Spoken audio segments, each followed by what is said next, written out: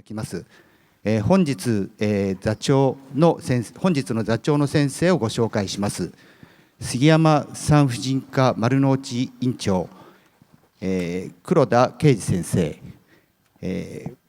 杉山、産婦人科検査室、学術培養部長渡辺秀明先生です。それでは先生、よろしくお願いします。はい、今回杉山産婦人科丸の内の黒田と申します。今回非常に革新的な凍結法としてですね、今回スペインのイビグループからドクター・マルコス・ミセゲル先生をお呼びしてお話を聞きたいと思います。で今後の例えば胚培師の仕事がかなり変わってくる可能性もあるような話かなとは思いますので、ぜひ興味深く聞きたいと思います。I'm so delighted to welcome the Dr. Marcus Meseguer. So we'd like to introduce your profile in Japanese. 杉山産婦人科の渡辺と申します。よろしくお願いいたします。マルコス・メセゲル先生のご紹介をさせていただきたいと思います。マルコス先生はですね、多分おそらく海外の学会に行かれている培養士の先生方と今最も多分培養士の中で論文を書かれたり発表されている先生なので、目標とされている培養士の先生方も多いんではないかと思います。本当に世界的にご高名な先生なのでご存知の方も多いかと思いますが、お配りされているチラシにも略歴書かれているんですが、簡単にご紹介をさせていただきたいと思います。スペインのバレンシア大学で生物科学の学士号を取得後、英国マンチェスター大学セントメアリー病院でプレドクトラルフェローシップを修了後、2002年にはバレンシア大学で産科学の博士号およびヨーロッパ博士号を取得し、さらにスペインのバルセロナ自由大学で研究法デザイン統計学の修士号を取得されております。現在はですね、イビグループ、世界一大きい不妊治療のグループですね、イビバレンシア IVF ユニットの科学スーパーバイザー兼上級培養士をお務めになられております。それではマルコス先生、プレゼンテーションよろしくお願いいたします。Thank you very much for the introduction, arigato. It's really my pleasure to be here today in Osaka, in Japan. I'm very, very proud, very happy to be here and have the chance to have a lecture in front of all of you. I love your country. I've been here many times before. This is the third time that I'm in Japan. Actually, in this trip, I bring my family with me, so I'm enjoying the country a little bit better, and I am enjoying also Osaka.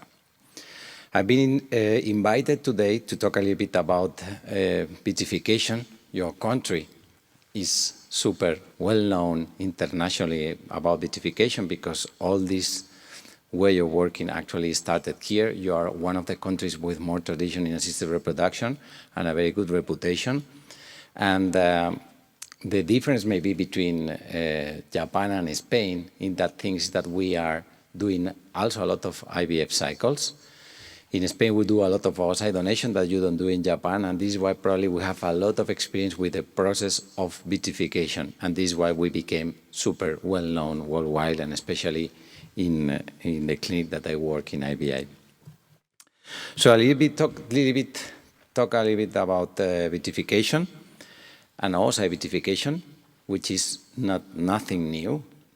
We started a long time ago. I remember when we started doing oocyte vitrification in IVI was around 2005, 2006. And during that period of time, especially in the European Society of Human Reproduction that I represent, oocyte cryopreservation has become more important, and especially was become super relevant in our lives when ESRE considered that was endorsed especially for oocyte cryopreservation. Oocyte cryopreservation has been one of the main focus of the vitrification of the oocytes, and of course also oocyte donation in Spain. I remember you that in Spain we do a lot of oocyte donation. Oocyte donation is not allowed in some of the countries of Europe or there's no way to find donors, and many foreigner patients are coming to Spain to receive donor eggs for oocyte for the IVF cycles. So for oocyte vitrification, there are several strategies, or vitrification like itself is not only egg banking for oocyte donation, that again is super important in Spain and in other countries of Europe. It's also fertility preservation in oncological patients, but also in elective fertility preservation in patients that want to have, especially women that wants to have the baby later and they want to freeze the eggs, is becoming super important.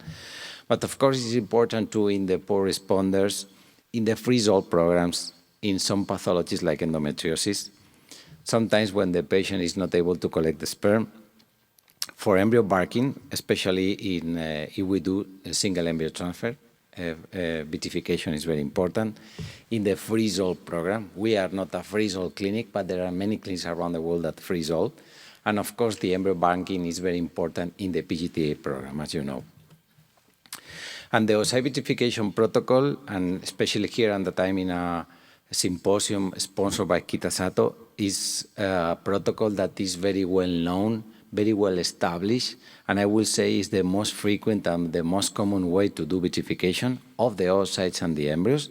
And you know very well this protocol, which is based in several steps that are very well established. We have to do an equilibration of the oocytes. We have to eliminate the water and put the cryoprotectants, which are based DMSO and ethylene glycol, and then a process of vitrification with high concentration of cryoprotectants in the VS solution in a protocol that has to follow very strict timings.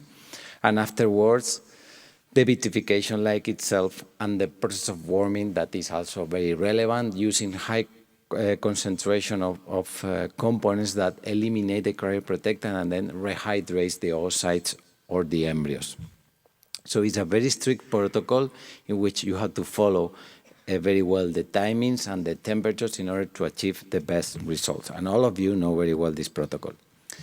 So when we were discussing about things that are conditioning the program of vitrification, there are many of them that I'm not going to discuss in this lecture, but I put you here an example on how is important the conditions of the lab in which we work. This is an example of a city like Valencia and working inside of the lab in which the temperature is controlled, but we have important change in humidity like here in Osaka. For example, the weather of Valencia is very similar to the weather of Osaka, and in summer we have very high humidity. So this high humidity is affecting the humidity inside of the lab. So we have more or less stable the temperature, but we don't have, we have very stable the control of the temperature, but we don't have very stable situation about the humidity.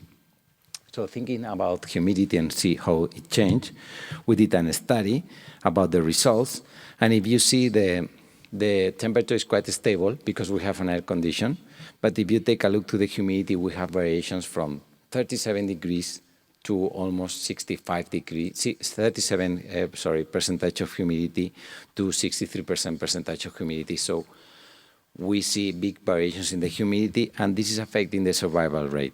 So if we take a look to the vitrification like itself, when we have high humid situation in the lab, the survival rate decrease. But this is affecting vitrification, but not warming. Warming is independent on the lab conditions, but not vitrification. So this is a good example of how, knowing the variations in the conditions in the lab, that might affect the outcome, and we should take care of these things. There are many others that we should take care related with the protocol, but this is a good example of the last thing that we have to take a look and are conditioning the results, because there are variations in humidity more than in temperature, and this is affecting this. Even we did the ratio between both. And at the end, it's not only a question of course, the higher the temperature, the higher the humidity, but it's more a question of the changes in the conditions on the lab related with humidity and how this can affect the survival of the vitrification like itself. So at the end, the message is that room conditions may affect the results, and we should take this into consideration. So one thing is thinking about the lab and the protocol by itself, but if we take a look to the results about vitrification program and going to the, for example, the publication from SARS, from the American Society of Reproductive Medicine, and this is work of the embryologists are supporting with the data that this is an oocyte donation program again, because it's the most frequent way to do oocyte vitrification. We see no difference in the outcome when we compare fresh with frozen eggs, in the pregnancy rate, in the live birth rate, or even in the proportion of babies with high birth weight or low with birth weight. So there's no difference in the features of the babies born from assisted reproduction using fresh or frozen eggs. And this is very important in order to talk about the safety of the program of vitrification. If we take a look also to the timings, because we have oocytes and embryos that are quite a few years in our tanks. Especially in Europe, we are starting to use a lot the vapor phase tanks that are not, we are not putting the oocytes inside of liquid nitrogen, we just keep inside of the vapor.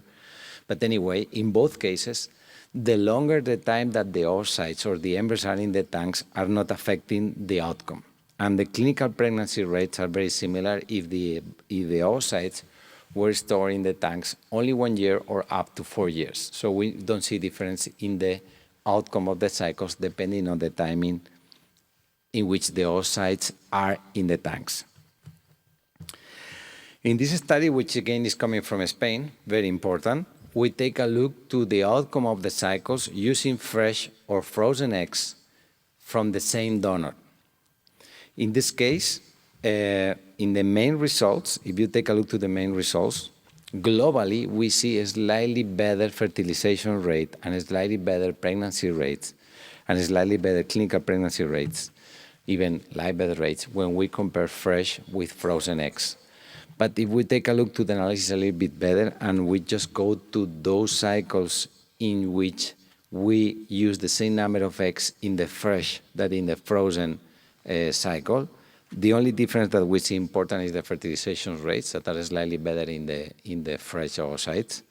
And if we use cases in which the survival is 100%, so 100% survival in the frozen eggs, and we compare with fresh ones, and we take a look to the results, again, the only difference observed is in the fertilization rate.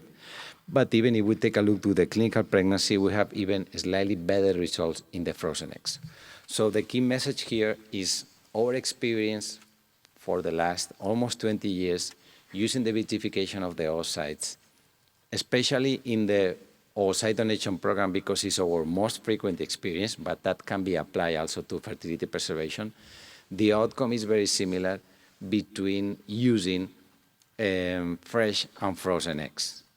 And our experience keeps us quite safe about these conclusions.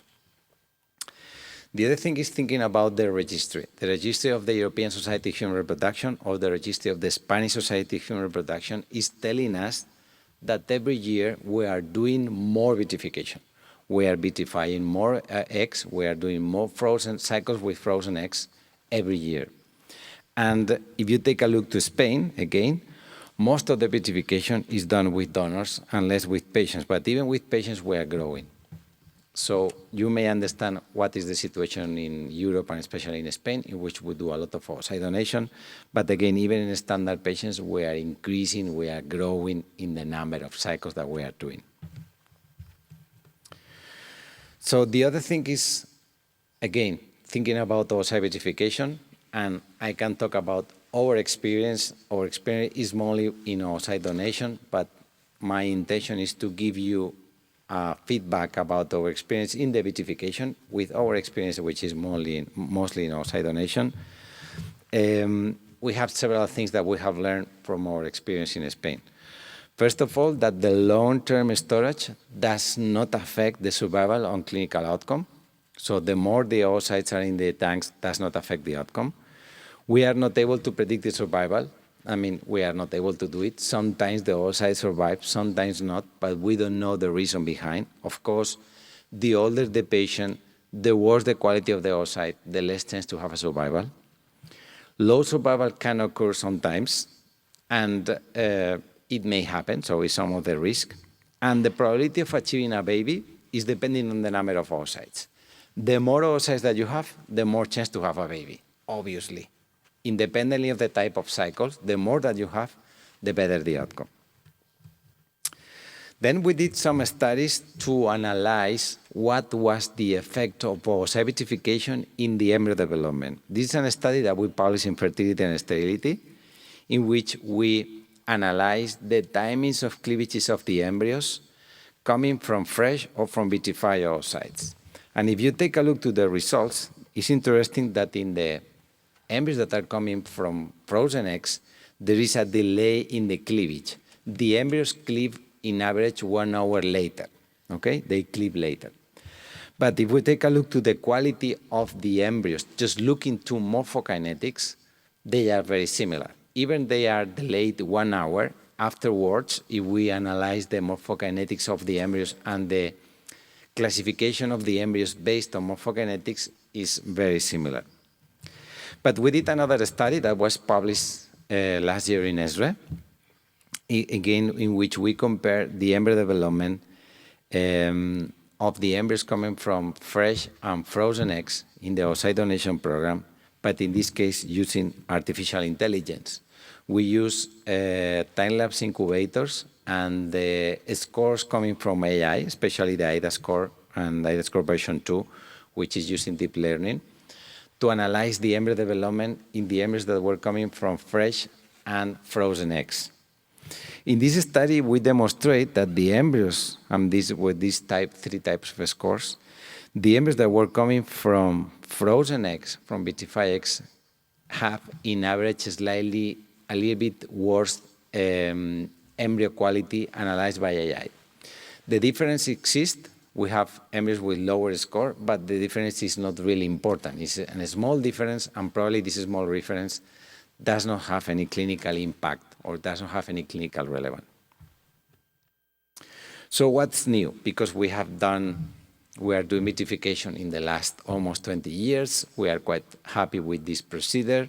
We know that there are small differences between the labs. We have to take into consideration the lab conditions, the embryologist experience, the maternal age, but what else? What else we can do?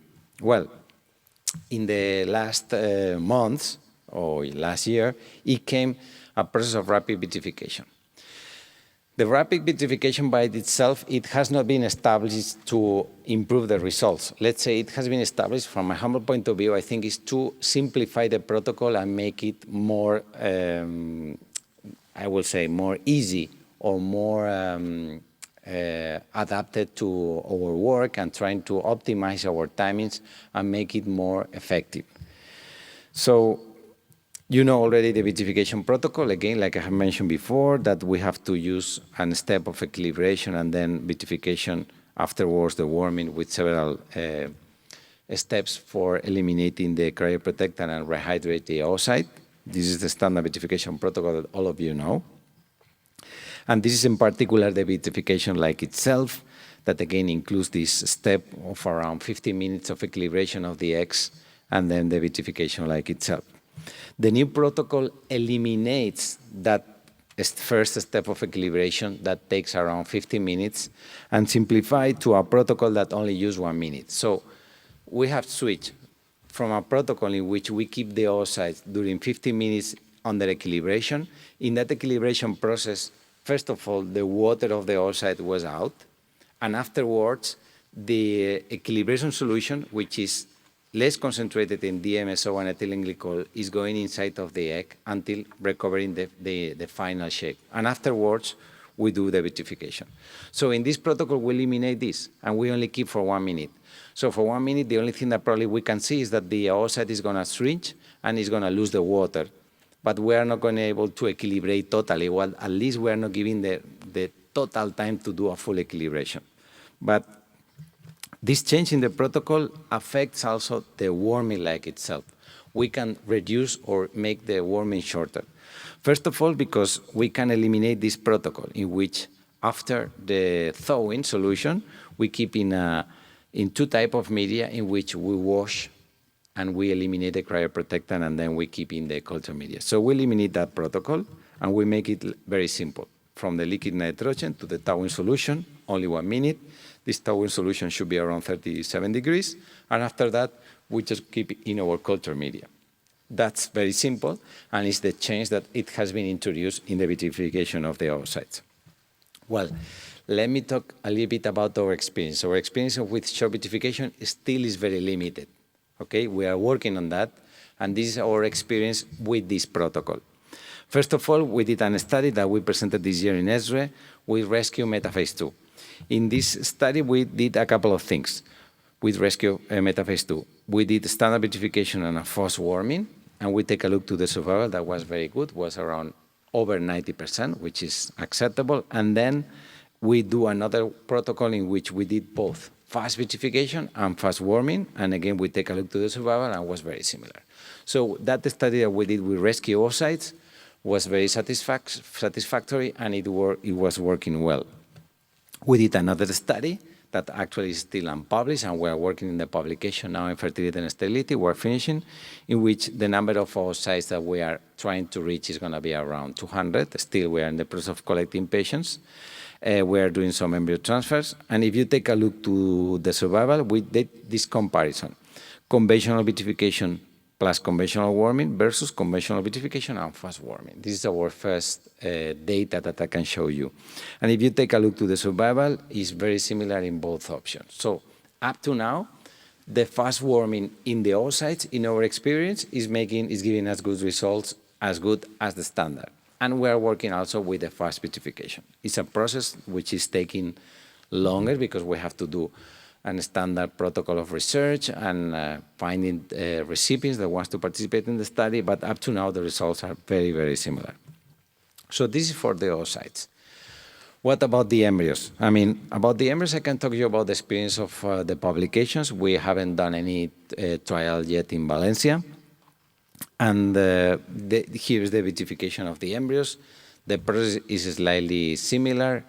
There is an equilibrium solution of 15 minutes, and afterwards the protocol is very similar. And for the thawing, also we use media after the thawing solution that is going to be used to eliminate the excess of cryoprotectants. Well, there are variations in the protocol. And in the case of the embryos, in the vitrification of warming, we know already that when we do vitrification of the embryos, sometimes the morphology can be affected by the vitrification by itself, and even the characteristics of the embryos. You know, when you vitrify an embryo and then you warm, that the embryo does not have a very good aspect when you immediately take a look to the embryo after warming, and if you wait around 4 hours, you can see difference, and sometimes they recover the full shape. But we know that sometimes does not happen in that way. And sometimes after 4 hours of vitrification and warming, and we wait 4 hours after warming, the embryo does not recover the final shape, and that does not have a good aspect. And regarding this, even we have done a lot of research, and this is one of the papers that we published in 2017 about embryo warming. We analyzed the embryos after warming using time-lapse, and we observed that there was difference between the embryos in the final area after expansion during 4 hours or the initial area after warming, and this difference in the size of the embryos may affect the outcome. Even we did a classification, a hierarchical classification that was able to distinguish between different blastoses with different implantation potential depending on the way that the blastoses behave after warming. So it's important and relevant that we know from the literature also that the longer the time that the embryos are frozen in the tanks does not affect the outcome. We know that the embryos behave differently after warming, but it's independent on the time that the embryos has been stored. We can have embryos for many, many years, and the recovery, the survival, and the outcome should be very similar, and this has been widely published. So what about the protocol? This is the standard protocol of embryo vitrification and warming that I have described you before, and this is the protocol of vitrification like itself that includes an equilibration timing with equilibration solution between 10 and 15 minutes. What has been described in the literature is to reduce this equilibration timing from 15 minutes to 4 minutes. This is the publication of IVIRMA. I mean, again, we don't know in our case, what is going to be the situation. But probably the equilibrium solution is not as short as with the oocyte because it needs a little bit more time to do the equilibration. We have more cells to do the exchange of the media. And the warming protocol has been very well described. And again, here we eliminate this step of rehydration after warming, and we keep from towing solution directly to the culture media. So the warming protocol is quite reduced. From the towing solution, we go directly to the culture media. We eliminate one of the steps. This is the big difference of the vitrification. Rapid vitrification, rapid warming. In the rapid warming, we eliminate all the media that we're using after the TS, and we keep directly in the culture media. And for the vitrification, we are reducing the time of the vitrification of the equilibration solution from 15 minutes to 4 minutes only. Okay, this is the big difference between the fast and the standard vitrification. Which is the experience up to now? Well, this is a very, very famous paper published in IVIRMA Online from Lieberman. The study includes a comparison between single-step warming versus multiple-step warming. So this paper is talking only about warming. It's not talking about vitrification. And in this comparison, doing a comparison between one-step and multi-step warming, the results are very similar survival rate, very similar pregnancy rate, even slightly better in the one-step warming. Even if you take a look to the implantation rate, ongoing pregnancy rate, and live birth rate of miscarriage, even in this publication, Lieberman was talking about an improvement in the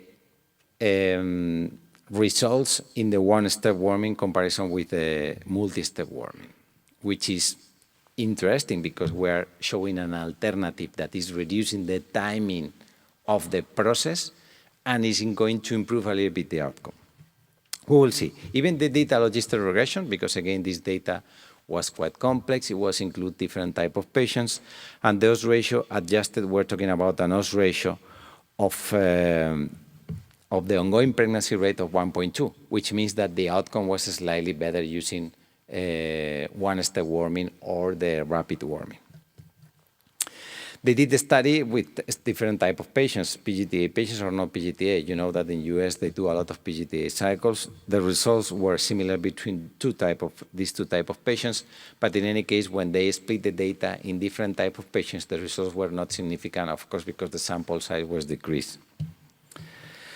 And there is another study coming also from the same country, in Journal of Reproduction and Genetics, doing a comparison. They did a previous study with donated embryos for research, 200 warm blastocysts, comparing, again, single-step warming versus multiple-step warming, 1 minute versus 40 minutes.